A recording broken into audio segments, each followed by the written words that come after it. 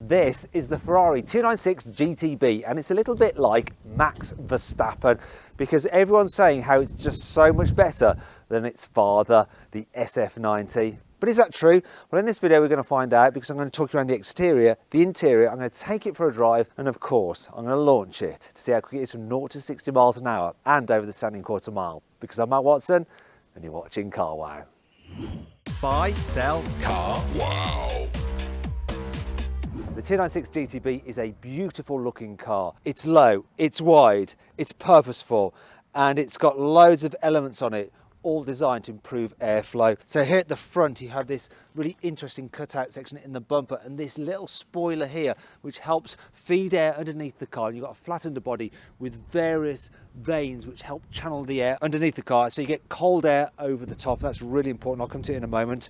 First though, look at this. Air is fed into these ducts, integrated into the headlights, and that sends cold air to cool the brakes. Then you've got this little vent here, and there's no fakery. The exit vent there, and that helps smooth airflow down the side of the car. I love the design of the door mirrors. They're like antennas on a wasp. You've got quite a big side window and this swoopy design with the floating roof. Sort of reminds me a little bit of a Lamborghini Miura, actually. Then there's the big vents here which feed air into the engine. You've also got this scoop on the roof which sends the airflow over here and towards the rear spoiler and to these radiators at the back. Really nice swooping curvaceous design. Then here at the rear, once again, more vents to help let hot air out the back of the exhaust, and there it is, the central exhaust system. That is actually just a surround. The real exhaust is inside, but it all looks very, very purposeful. And of course you've got a big rear diffuser once again to help with the aerodynamics of this car. It looks really expensive, but that's because it is really expensive. Starting price £241,000, and that's before options, which I'll get onto later on. Here on the inside, the 296 GTB has a very curvaceous, sporty feeling dash. Now the quality is generally pretty lovely, but I have noticed something. The first is that the 296 seems to be a little bit wonky, and then there's some puckering of the leather around this air vent. That's a shame because it does otherwise feel very solid and nicely put together. It's also very driver focused, so you've got this big pod here for the driver and the steering wheel that has all the controls on it like a Formula One steering wheel. So you've got your indicators on there, you've got your controls for your windscreen wipers, you have your lights on there, everything to control the car is on here, like cruise control, things like that you normally have on the steering wheels. But you also have the full controls for the infotainment system, which is delivered in this big screen here, which also houses all the dials and readouts for the car itself. So to operate it, you have to press a touch sensitive button, and it doesn't seem to, there we go, I'm starting to make it work now. Now the system itself, as you can see, look, it's a little bit on the laggy side. I'm going to change views. I'm not the biggest fan of it. Let's have a look at some of this information along here. It's just all a little bit tricky to use. Not enjoying it much, to tell you the truth. You also have a special display for the passenger there, so they can look at things such as the satellite navigation. They can check out stuff such as, come on, work, the performance of the car, so they can see how quick you're going. You might be lying to them, but they'll be able to see exactly how fast you're going. Now, something else to note is that your climate control is operated through these buttons here. You can also do it through this button on the main screen, but a shortcut is to just do temperature using these. But once again, touch sensitive and not actually all that sensitive. So come on, that's it. What? Down here on the other side, we've got some other controls for the lights and the door mirrors. Once again, touch sensitive buttons, quite unresponsive and annoying to use. Now down the side here we've got some buttons for opening the front boot, for opening the fuel filler cap, and the other one for opening the charging port, because obviously this is a plug-in hybrid. Here you have your center console with your storage, so there's some storage here, and you've got a USB input there and USB input there as well. That's the one that you connect your phone to, though you can only connect one kind of phone. More on that in a bit. There's your window switches here, and then this, which is the gear selector. So it's designed to look like an old-fashioned Ferrari open manual gearbox gate, but it's just for your control. So you've got reverse there, you've got automatic mode, you've got manual mode, and you've got launch control. And you feel like you're going to be able to slide these, but you can't. You just press them a little bit and they do that, and you have this little light that goes shooting down to show that you've selected the mode. Then moving down here, you've got your cup holder, which won't hold large bottles. Speaking of which, the door bins, they won't hold large bottles either. You've got a big area there for charging your mobile phone, though it doesn't quite fit mine flush, so it's working. Oh no, Is it working? No. Anyway, I'll give up with that. Now, if you do need to carry a big bottle in the car, there is always this storage space behind the seat, so there is quite a bit of room behind there, and you've got some nets that you can put things in like that to keep them secure when you're going very quickly. However, there is some more space in the front boot. As you can see, storage under the bonnet is actually pretty generous. So it's 201 litres, which is 50 litres more than a McLaren Artura has. It's easily big enough for me to get in. I'm a bit like a cat, you know, if I see like an open space or box or something like that, I just have to climb in it, which is just embarrassing. Can't help myself though, can't help myself at all. So this is much bigger than sitting in the front boot of a Porsche 911 because it's only got 132 litres of space. However, with a Porsche 911, obviously you've got those back seats you can fold down, so there's a lot of storage there. So yeah, the Porsche 911 Turbo S is still overall more practical than this car. In fact, if you want to see my full in-depth video review of that car, click on the pop-out banner up there for the link in the description below. Anyway, that brings me on to 5 annoying things about the Ferrari 296 GTB. Well, Apple CarPlay is standard on the 296. You can't get Android Auto, not at all. It's not even available if you pay extra for it. No Android Auto. Does that mean that Ferrari owners can't have Android phones? As standard, this exhaust shield is normally a shiny metallic silver. However, the owner of this car decided within 1 day of ownership to pay extra to have this optional upgraded darker colour fitted. Reason being, they found out that the residue from the exhaust discoloured the shiny metallic silver, which just looked rubbish. It's pretty unfair that they then had to pay extra to get this. This should come as standard really if that's a problem with the car. Because it's a hybrid, sometimes it'll cut its engine and you forget that you've still got the ignition on, then you get out of the car and then shut the door and it warns you. And that makes you just jump out of your skin. It's good to have that warning though. However, sometimes you go get back in and yeah, go out again and you think, well, the ignition's still on, I haven't done anything. Will it warn me? No. Then you just like walk off and yeah, it's still on with the ignition. Don't know why it didn't warn me that time. Why aren't you warning me? Try again. Can you warn me this time? So I just pressed one of the buttons and it started the engine up. Let's see if it'll warn me this time. Might do, might not. There's probably some logic to it, but I can't figure it out.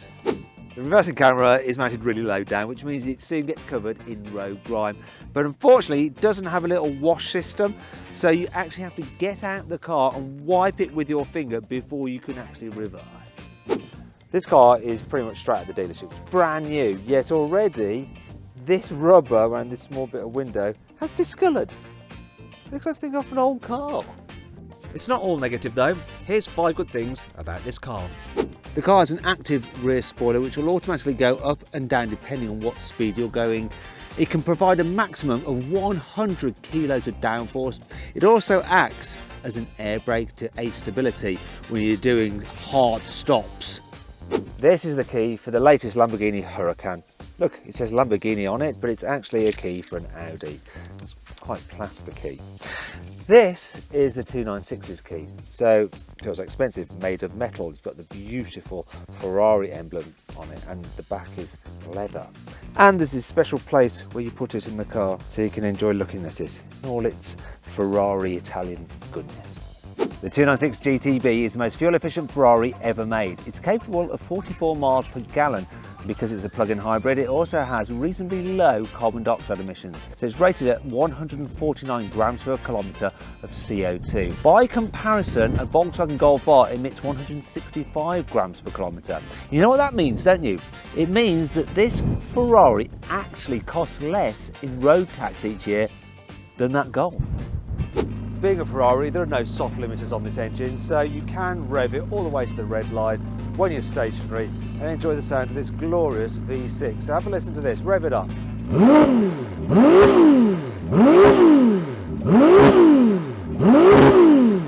Oh, I think I just came.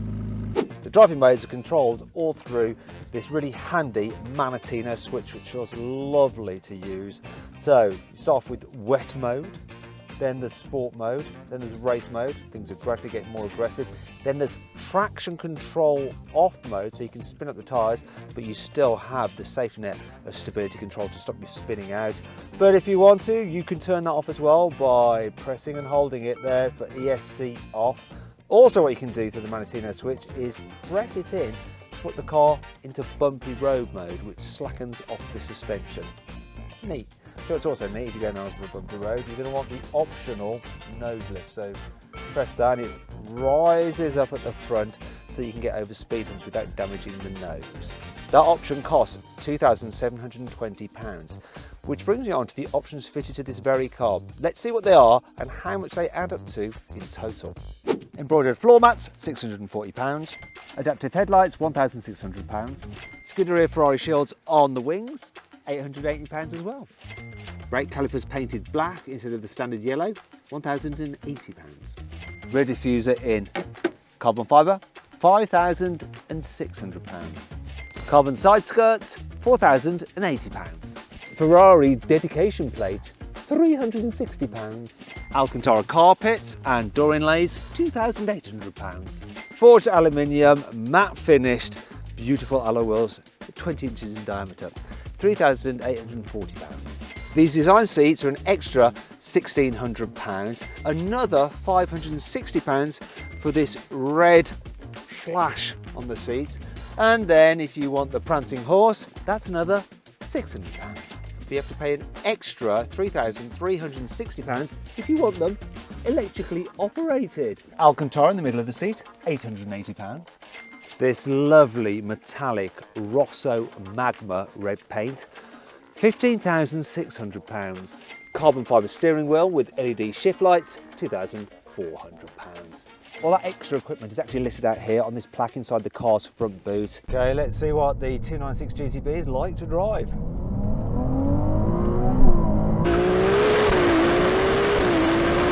Whoa! Oh my gosh! Oh my god, it's responsive and just relentlessly fast. Oh, the performance though.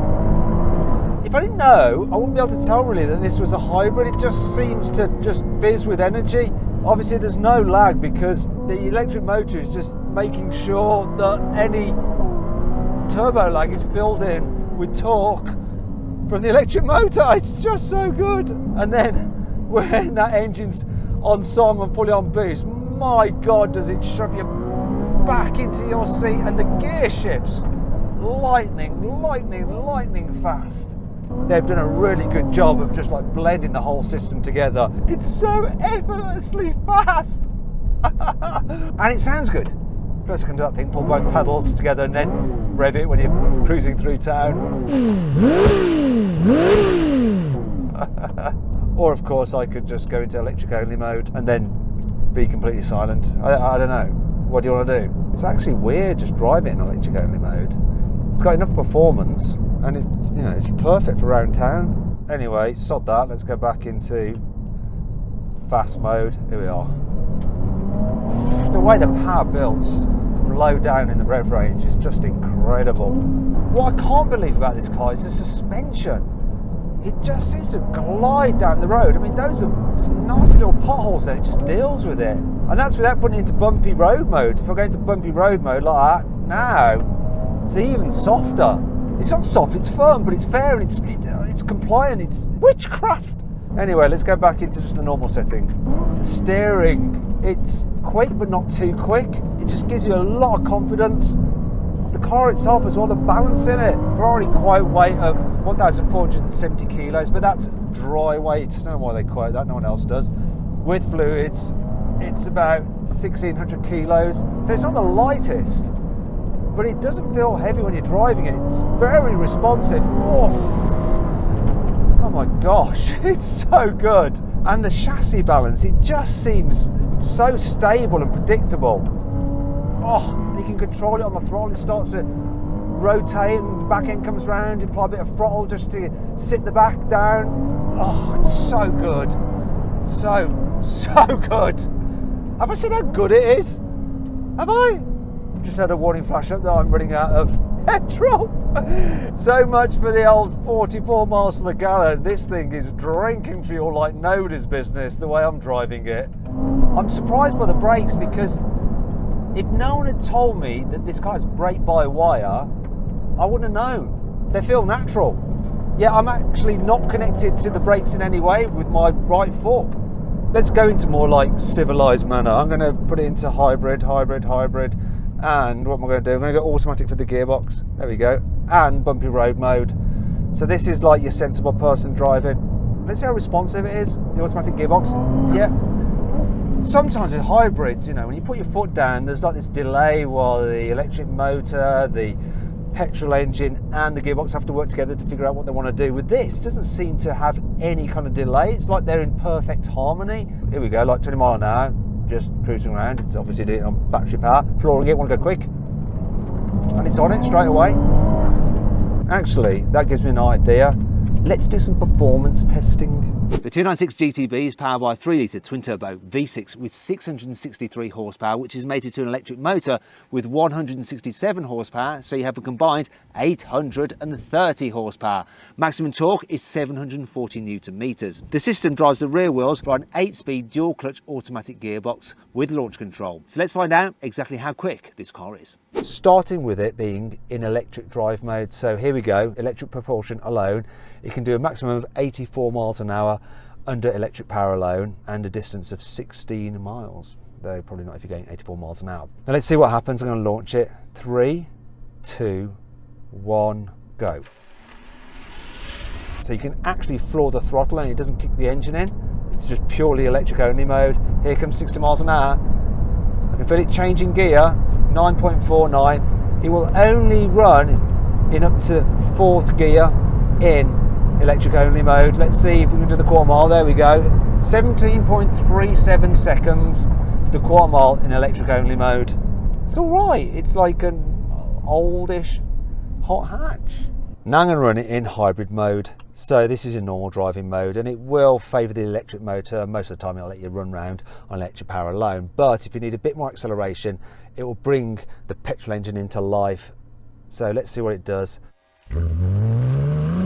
Petrol engine in straight away, off we go.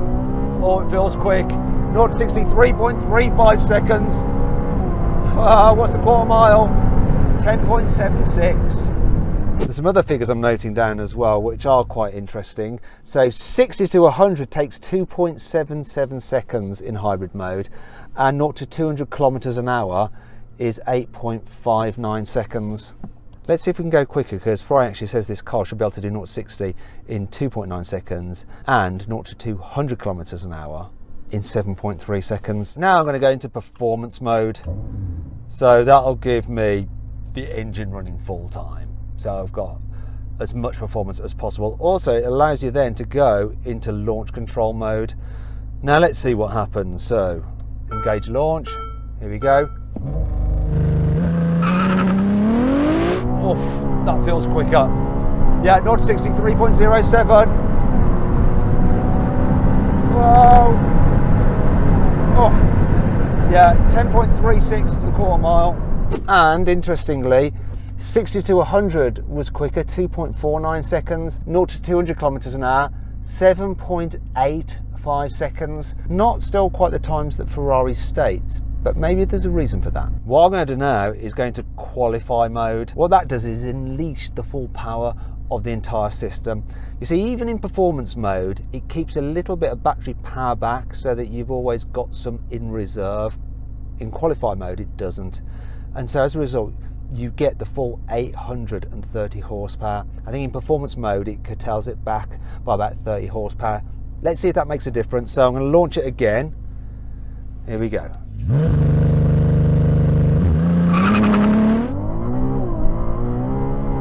Three seconds dead to 60. Quarter mile, what's it going to do? 10.31 on the quarter mile. So, quicker quarter mile time, 10.31. 0 to 60, a little bit quicker, 3 seconds. 60 to 100, 2.5 seconds, so a little bit less than before. Don't know why that is. And 0 to 200, 7.82. It did get quicker. Those times are actually impressive and not far off what Ferrari claims. I think without a little bit of slip from the start, it would have done the numbers. Speaking of which, let's check out the braking performance now. What I'm going to do is measure it, see how long it takes to brake from 100 miles an hour, but also from 60 miles an hour once it's braking, and the difference between the two will scare the heck out of you. So here we go. I'm going to get just above 100, but it will register once I'm going at 100. So here we go. What did it do? 100 to 0 was 94 meters, but the part 60 to 0 was just 31 meters. Just 31 meters. 31 meters stopping from 60 is really, really good. But that does bring home to you the effect of speed. You know, for 40 mile an hour extra speed, the actual stopping distance has tripled.